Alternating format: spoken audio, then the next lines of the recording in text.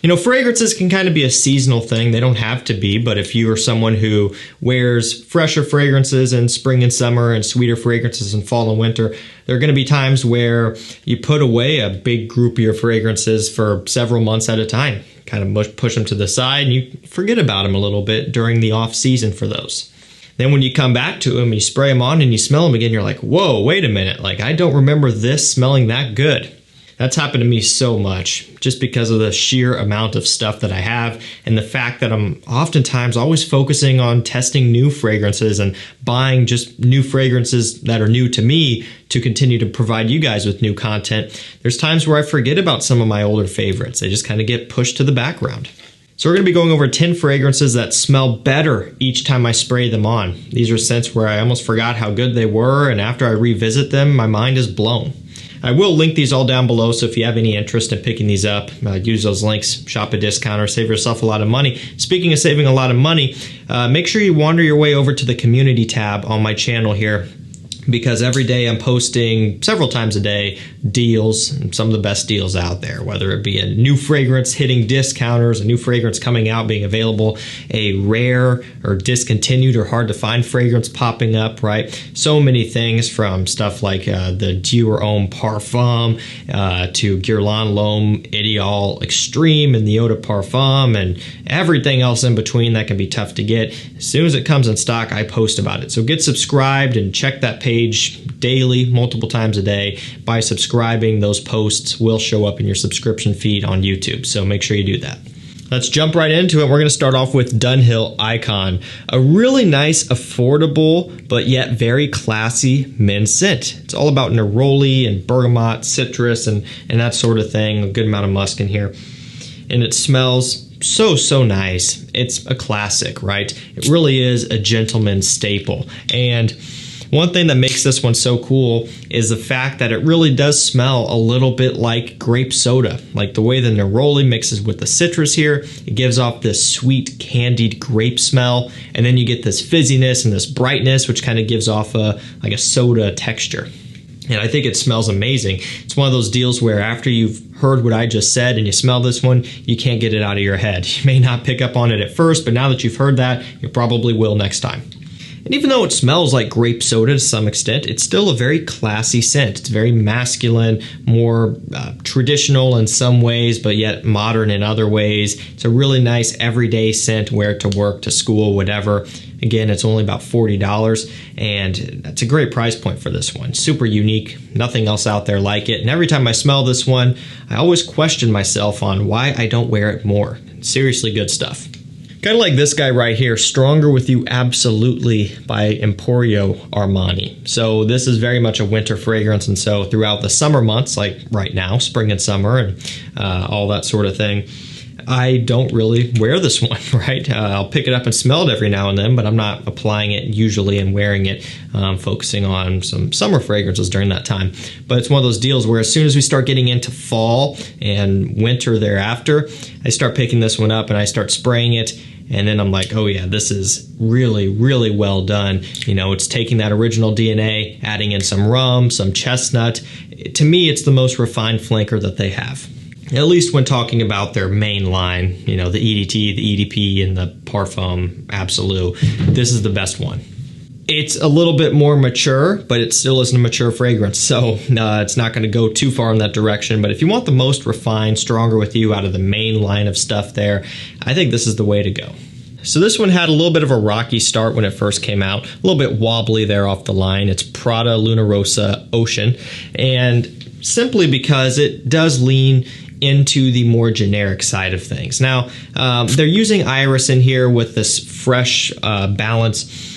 And so they're kind of trying to formulate something a little bit different. It's like a blue fragrance inspired, but with iris and some other notes giving it kind of a creaminess and a slight sweetness. I actually kind of respect what they did here. You know, it's not blue fragrance in the same way that Sauvage or Dylan Blue or Bleu de Chanel comes across, because, well, they already have a Sauvage clone in the line. It's carbon, obviously, so they're not going to go that close.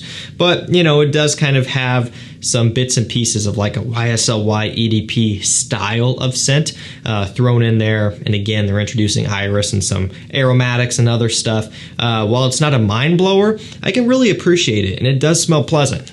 Not to mention that one is super easy to wear. We're gonna go over to this one next. Dolce & Gabbana, the One Luminous Night, the exclusive edition, or one of them anyways. They got a few now, but this one has been super easy to get recently. If you follow my community tab, chances are if you had any sort of interest, you've probably already picked up a bottle. But at the time of me shooting this, you can get this 100 ml for $75. And I've put this into perspective before. The One Eau de Parfum usually goes for $60, $62, sometimes $65, somewhere around in there for a 100 ml on discounters. So you're looking at paying $15 or $10 more for this exclusive edition. I brought that up and people made it seem like this is way more expensive. If you're shopping at the link down below, paying only $15 more than the EDP, which is always in production and always available. This is exclusive, it's limited, it's usually harder to get, but the price doesn't really reflect that at the time of me shooting this. So make sure you scoop up that deal. This one has some incense in here, amber, sandalwood, smoky, resinous, sweet, very inviting and very alluring. Also has good performance, which is something that I can't normally say about Dolce & Gabbana the One, but this one does it really well. I would say this and Royal Night, two of the best performers. Mysterious Night is also a good performer. Basically, all of the exclusive editions so far are good performers. You get into the normal line of things, not so much. Really nice pickup, and it's great for fall and winter time.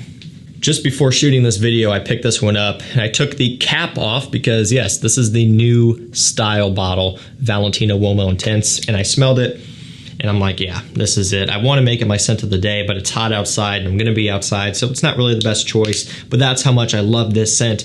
And it's one of those deals where sometimes I forget just how good it is because I have all of the main sweet iris fragrances. So you got a lot of them there, a lot to choose from. And this one still stands out among all of the others in a great way. It's got iris with some of that leather, and it does have a little bit of a chocolatey sweet feel. It's kind of gourmand, and to me, it's just so addicting. It's one where as soon as I get a sniff of it, can't stop thinking about it unless I spray it up in the air or put some on and wear it for a while, just because it's just so alluring and it really draws me in. Now, I did go ahead and do a full video on comparing this new style bottle versus the old style, which just doesn't have a cap. You just atomizer kind of built in. So you can check that video out if you're curious. Long story short, there really aren't too many differences. Just go for whichever one you can get the best deal on. This one here for the price is also one that impresses me every time I spray it on. Rochas Loam. You know, I always get corrected on that, so I want to make sure I get it 100% right. So I'm just going to start saying it in several different ways. Rochas, just so I maybe get it right one time. And then, actually, that's kind of bad because then it affects my YouTube algorithm when less people correct me on it. So maybe I'll butcher it on purpose. We'll see. Now, this one here is a scent that at first I was like, yeah, I like it, but it was one of those things where when you're testing on paper, or in this instance, I just did it on up in the air when I first got it in, that sort of thing. I was like, yeah, I like it, but you really got to get this on your skin. You got to give it multiple real solid wearings on skin, because then you start to realize that this one has a dimension. There are layers to this fragrance, even though it's only $38, $40, which is really affordable. A lot of fragrances in that price point, they'll have some depth and some layers, but this one really goes above and beyond in terms of just how rich it actually is. It's got juniper berries and a bunch of aromatics in here. I believe it's a blood orange opening. Nice atomizer, nice presentation. It's just a really nice, pleasant scent that is also very classy and upscale, and a great one for work, especially if you work in an environment that's a little bit more, I don't know, upscale, and you're required to dress up a little bit more on a day-to-day basis. This one here is a great option. Really nice vetiver scent up next, because I love vetiver. It's John Varvatos Artisan XX, or XX Artisan. I think it's technically... yeah, it's XX Artisan is technically the way it goes here. It's got bitter orange, it's got vetiver, of course, some other woods and musk in here. But it's all about the vetiver. It's a really, really well done soapy vetiver, but it still does have some earthiness to it and some texture to it. So it's not straight up soap vetiver. It's kind of a hybrid of the two. You know, you get some of that smoky, dry texture, but then it also dries down into something that's a little bit more creamy and soapy. Just a very nice, versatile vetiver that is designer level friendly and just more beginner level friendly. There are some vetiver fragrances out there that can really be a bit tough to get a grip on if you're newer. You know, they can really be kind of strong. This one's a great everyday vetiver, and it's one where it just smells great. John Varvatos did a great job with this one. Another newer release, we have Gucci Guilty Parfum, so you can hold it either way, and it looks the exact same. This one's got like orange blossom. It's got some sort of aromatic note in here as well. A bunch of citrus, kind of a sweet citrus, but then this ozonic smell and some more sweetness, but freshness. It's a really kind of hard scent to describe sometimes because it has this texture to it that I haven't smelled in any other scent, and I just don't know how to describe it. It's one of those things where you really do need to get your nose on it yourself. Walk into a department store, test it out, blind buy it, whatever you got to do, but it is worth trying. It is a parfum, and I've been getting good performance out of it. It's just, I don't know, kind of like a fresh-oriented scent with a nice sweet kick and this texture that is hard to describe, but it makes it kind of addicting. Now, the retail price on this one is not pretty. It's $140, $150, something like that for 3 ounce 90 ml.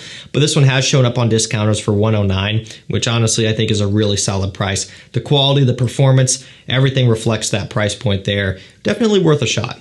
Second to last, another newer one, but it's also on discounters for about $65. It's Narciso Rodriguez Blue Noir Parfum. So this takes the Blue Noir DNA that a lot of you guys know and a lot of you probably appreciate. I think they're pretty solid, especially those that have been out for longer, usually are in the same price point, sometimes a bit less. So very affordable stuff for what you're getting.